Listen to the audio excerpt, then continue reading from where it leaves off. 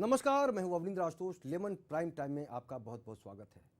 आज की तारीख में अगर हम बेटियों की बात करते हैं तो कई बार दर्द महसूस होता है कि क्या हो गया है हमारे समाज को कि आज हर तरफ बेटियों पर हमला हो रहे हैं। कहीं बलात्कार हो रहा है, कहीं किसी पर तेज़ाब फेंका जा रहा है, कहीं किसी की ज़िंदगी के साथ खिलवाड़ किया जा रहा है। तलाक के भी कई मामले बन गए हैं। तो औरतों के साथ ये दोहरापन क्यों?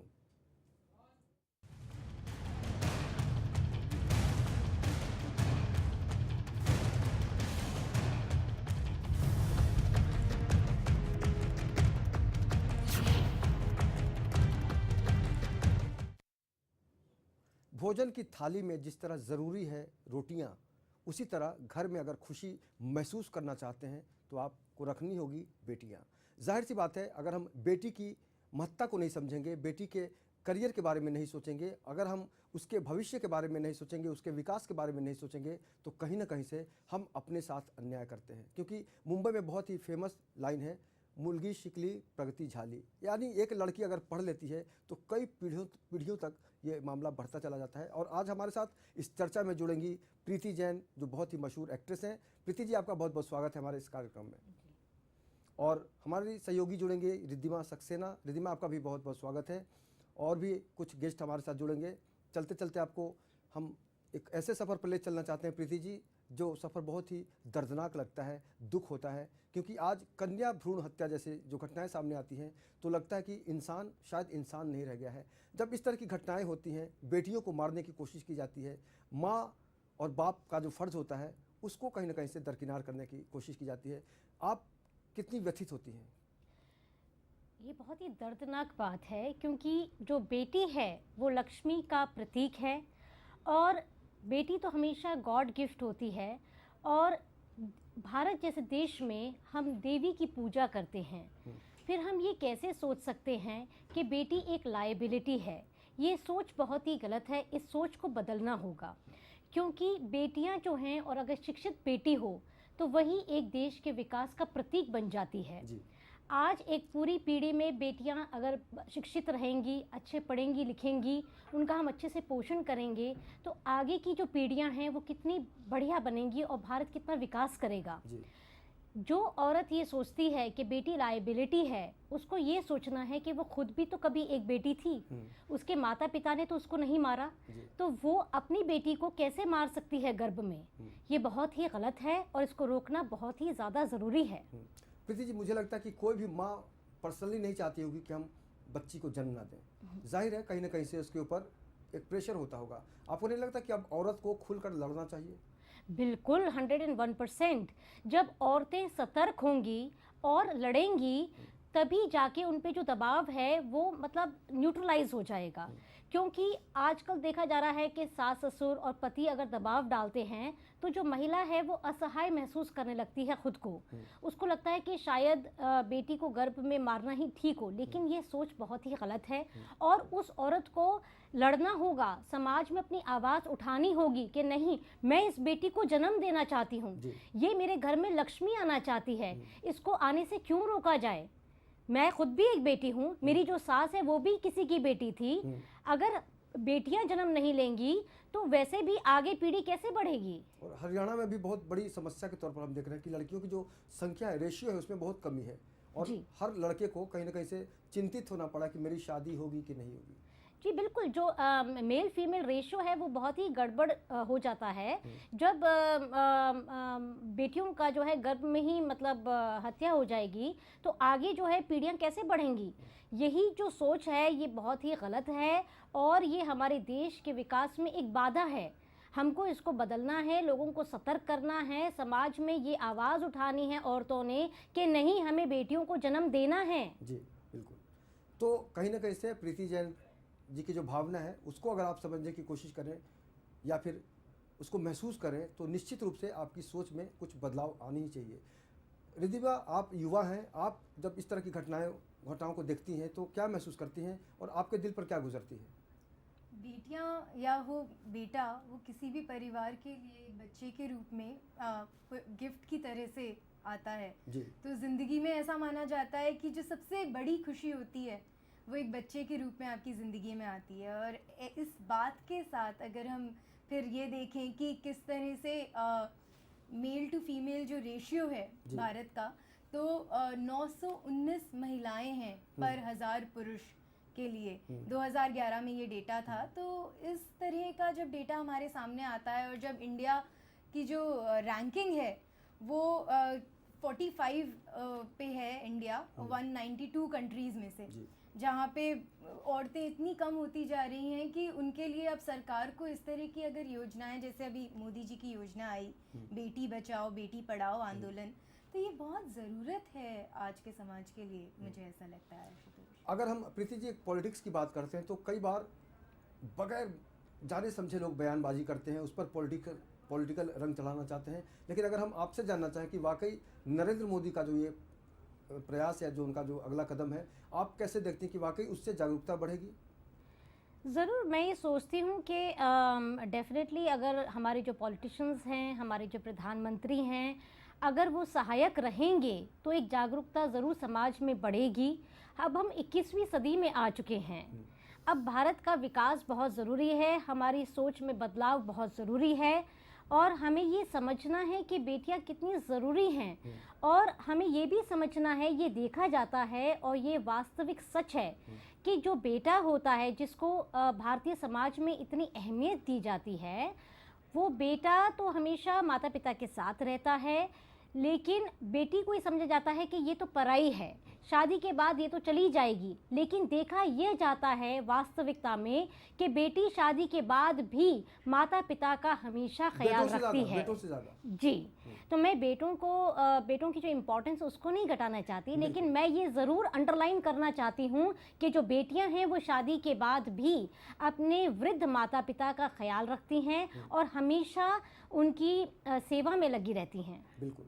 तो ये चर्चा हम जारी रखेंगे, लेकिन उससे पहले हम समझने की कोशिश करते हैं कि बेटियों के प्रति आज हमें क्यों कहना पड़ रहा है कि अब इसको पढ़ाएंगे, इसको पैदा करेंगे। डालते हैं एक नज़र एक रिपोर्ट पर। वो पहुंची चांद पर, वो बनी देश की नेता। नृत्य हो या बॉक्सिंग, उसने हर जंग को है जीता। इन्हें बढ़ने दो, इन्हें जीने दो, ये है भारत की पहचान। बेटियां ही तो होती हैं घर और देश की शान।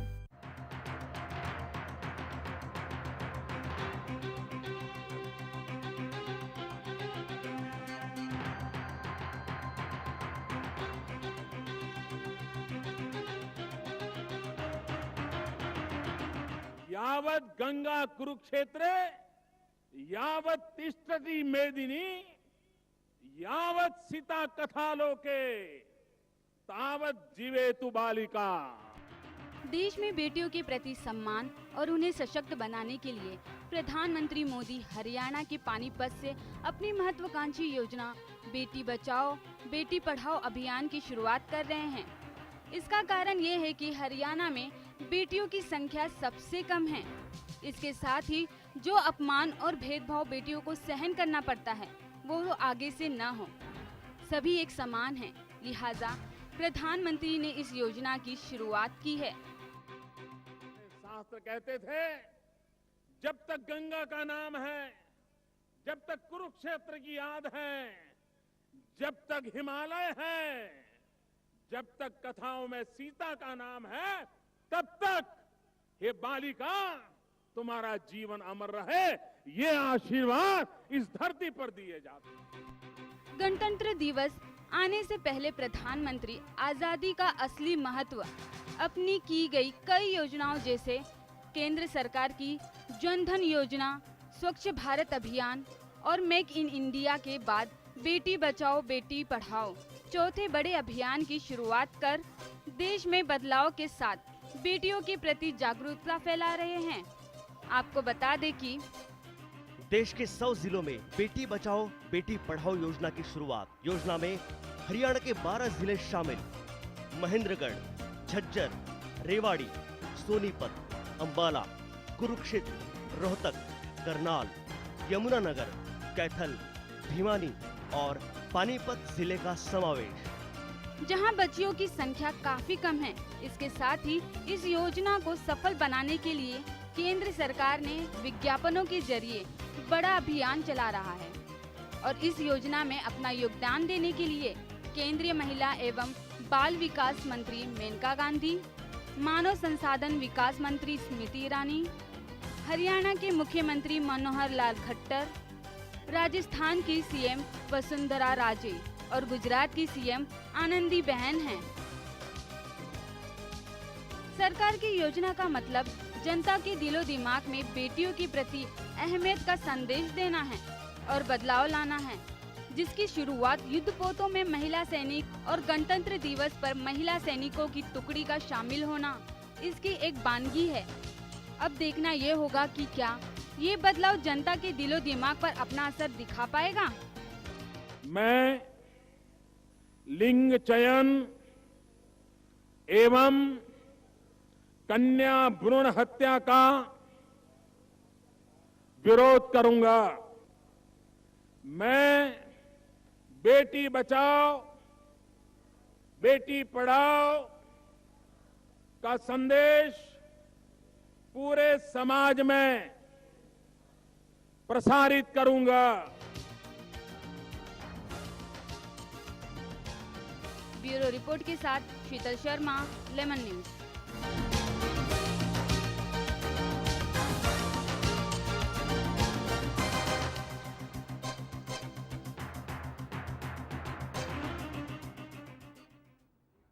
अबला जीवन हाय तुम्हारी यही कहानी, आंचल में है दूध और आंखों में पानी।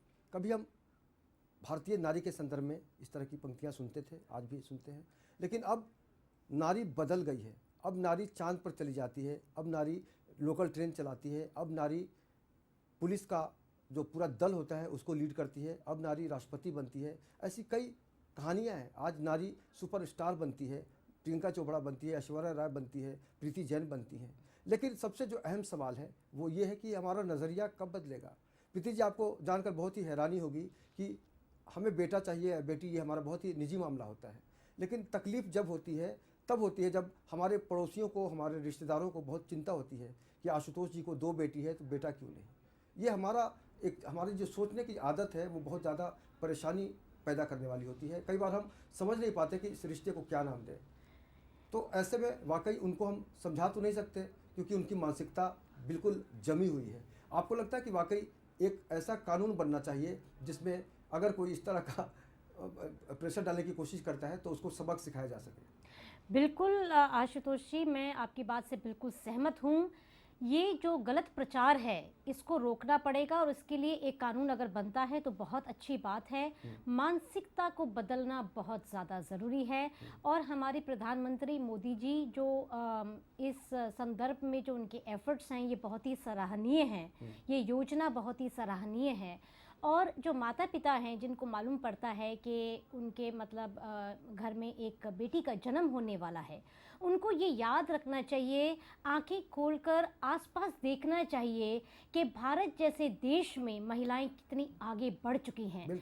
आज अगर एक बेटी को ठीक से हम शिक्षा देंगे तो वो एक लड़के के बराबर कमा सकती है, खुद अपने पैरों पर खड़ी हो सकती है।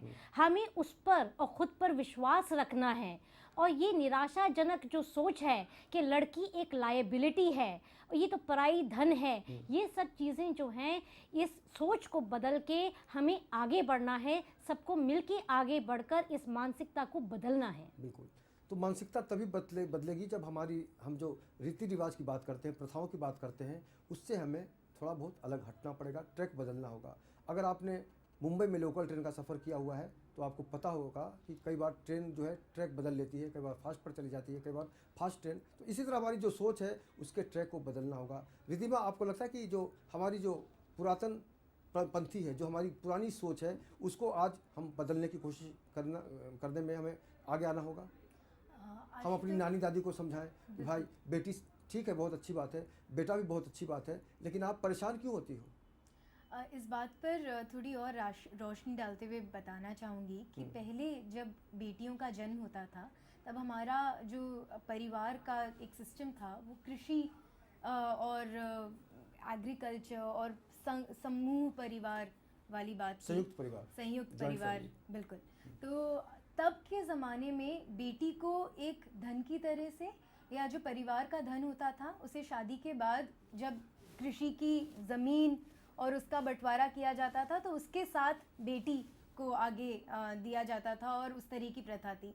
पर बढ़ते ज़माने में जैसा कि आपने आशुतोष जी कहा कि ये बहुत ही निजी एक सोच बदलने वाली बात है, क्योंकि अभियान आज भी चल रहे हैं और पहले भी कई चले हैं, पर जब तक हमारी अंदरूनी सोच इस बारे में नहीं बदलेगी तब तक सच में बदलाव नहीं आ सकता। लेकिन सबसे हमें- दुर्भाग्यपूर्ण है, सबसे बड़ा बिल्कुल। कड़वा सच ये है प्रीति जी कि जो हम बोलते हैं, जो हम करते हैं, वो सोचते नहीं, और हमारी जो मंशा होती है कहीं ना कहीं से एक दिखावा वाली ज़िंदगी हमारी हो गई है। हम सबको खुश रखना चाहते हैं, हम अपनी नानी को दुखाना नहीं चाहते, उनके दिल को तोड़ना नहीं चाहते, दादी की जो बात होती है उसको भी हम सुनते हैं, हम मना क्यों नहीं कर पाते।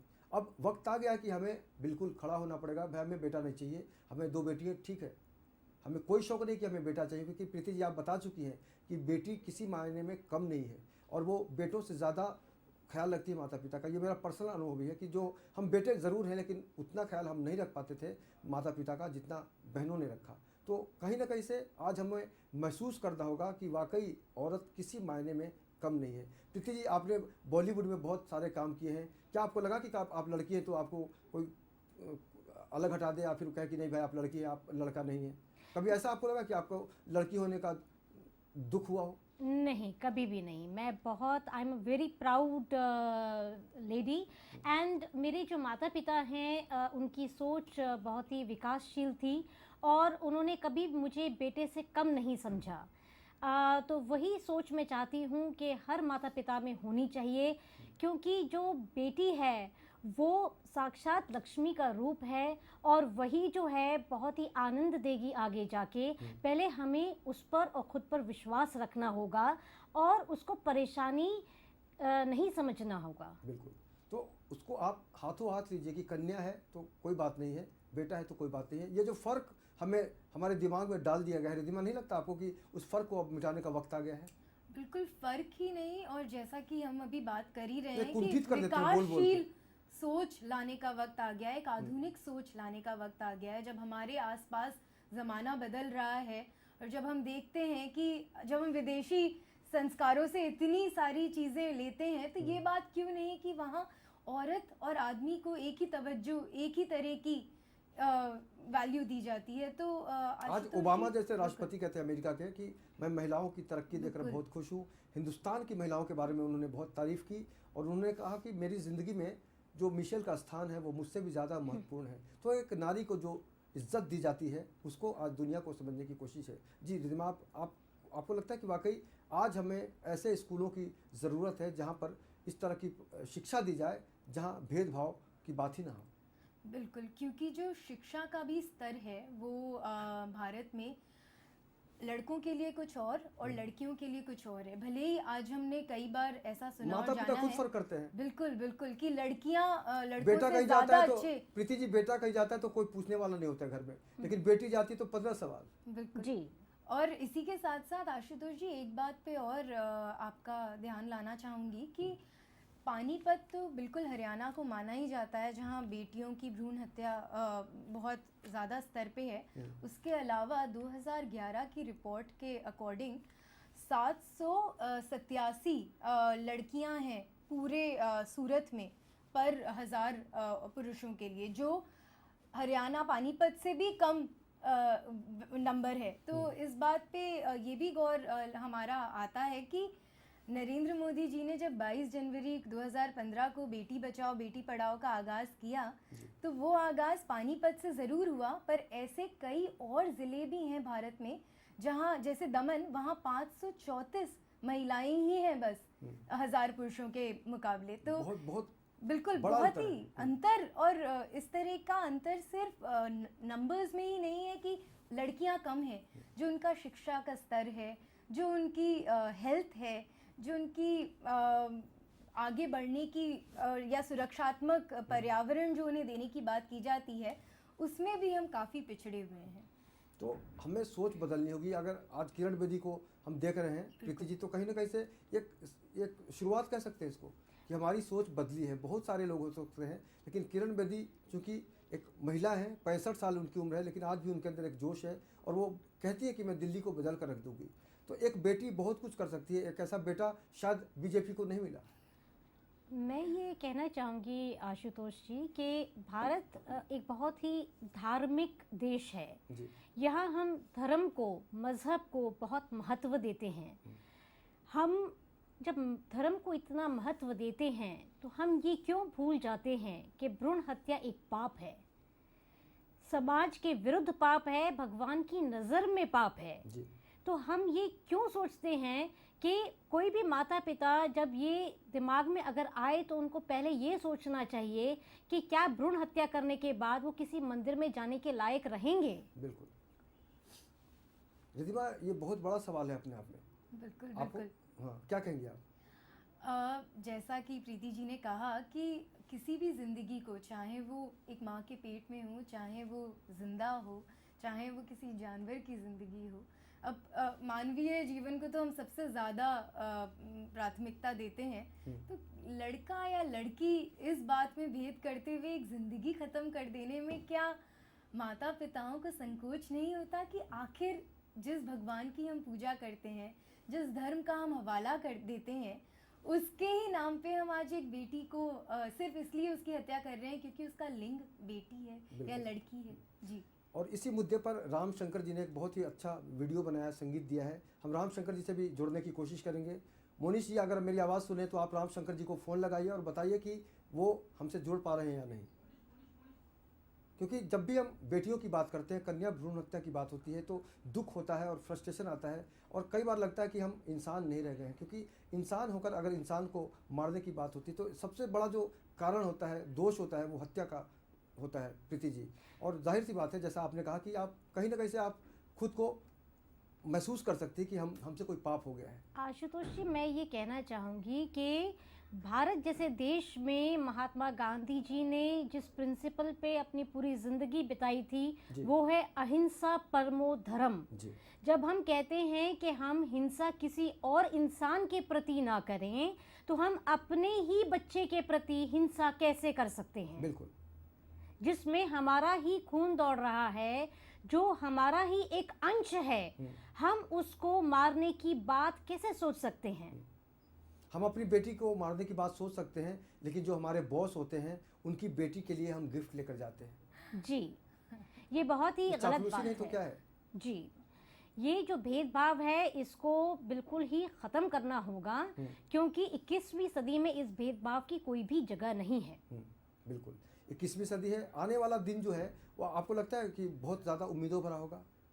बिल्कुल, मुझे बिल्कुल उम्मीद है कि भारत एक ऐसा देश है, हमारे अंदर इतना पोटेंशियल है, हमारी सोच जो है मेरे हिसाब से अंदरूनी काफ़ी अच्छी है। थोड़ा सा अगर हम इसको ठीक कर लें, थोड़ी सी जागरूकता और सतर्कता अगर और बढ़ जाए, जैसे कि प्रधानमंत्री जी कर भी रहे हैं इस वक्त, तो थोड़ी सी जो और विकास हम अगर कर पाएँ तो भारत जो है एक सुपर पावर बन सकता है, बशर्ते हम लड़की और लड़के में भेदभाव ना करें तो। बिल्कुल बिल्कुल। लड़कियों ने कभी एक सामूहिक विरोध जो होता है उसकी तस्वीर हमने कभी नहीं देखी, लेकिन हमें उम्मीद है कि आने वाले दिनों में जो भी युवतियां हैं, जो भी लड़कियां हैं, उनको सामने आना चाहिए, इकट्ठा होना चाहिए और दुनिया को ये संदेश देना चाहिए कि हम किसी से कम नहीं है। रिद्धिमा, क्या कहेंगे आप?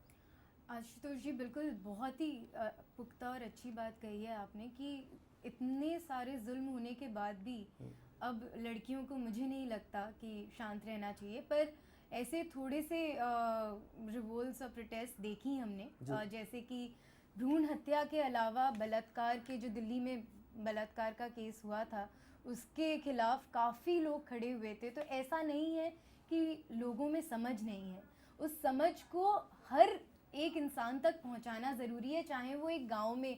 और आपको ये बता दूं कि जो भ्रूण हत्या है वो सिर्फ गांव में नहीं होती। कई लोग सोचते हैं कि नहीं, शहरों में भ्रूण हत्या नहीं होती, शहरों में, महानगरों में हर जगह भ्रूण हत्या होती है, क्योंकि जैसा कि हम अभी बातचीत कर ही रहे हैं, दोषी हैं उसके लिए। बिल्कुल, हम भी दोषी हैं, हमें मानना पड़ेगा कि हमने हत्या किया है, हमने हत्या की है। और कहीं ना कहीं से एक जो समाज होता है, प्रीति जी, हम सब की जिम्मेदारी होती है कि उसको बैलेंस करके चलें, लेकिन काश ऐसा हम कर पाते। सिर्फ अफसोस होता है, दुख होता है कि हम क्यों नहीं समझ पा रहे हैं। देखिए, अगर हम आसपास देखेंगे तो हर क्षेत्र में, हर किसी क्षेत्र में महिलाएं आगे बढ़ रही हैं। जी। हर क्षेत्र में महिलाएं बहुत अच्छा काम कर रही हैं, बहुत अच्छा कमा रही हैं और फाइनेंशियली इंडिपेंडेंट हैं।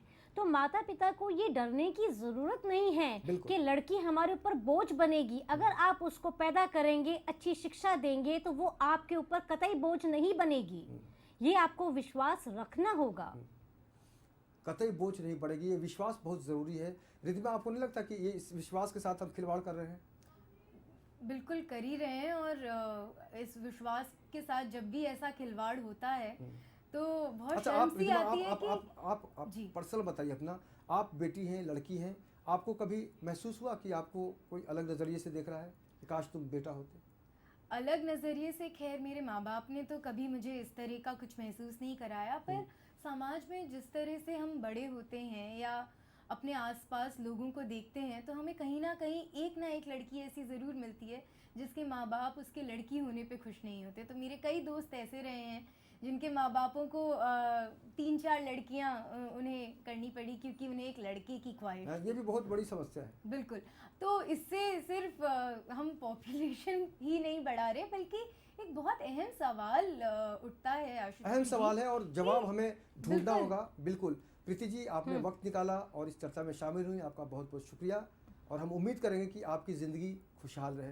रिद्धिमा, आप आई समय निकालकर, आपका भी बहुत बहुत शुक्रिया।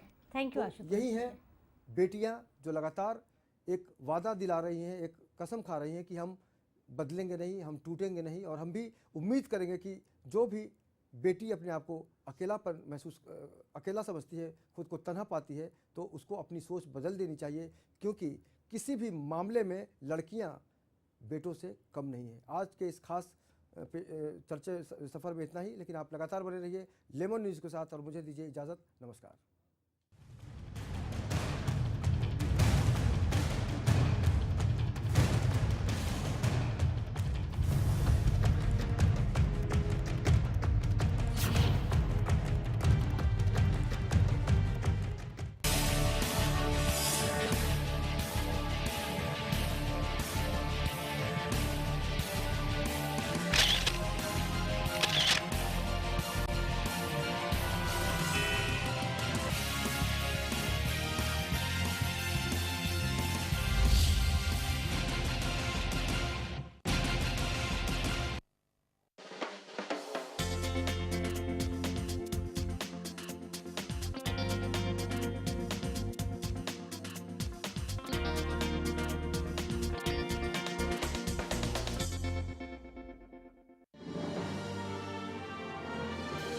Global advertisers, scaling new heights in our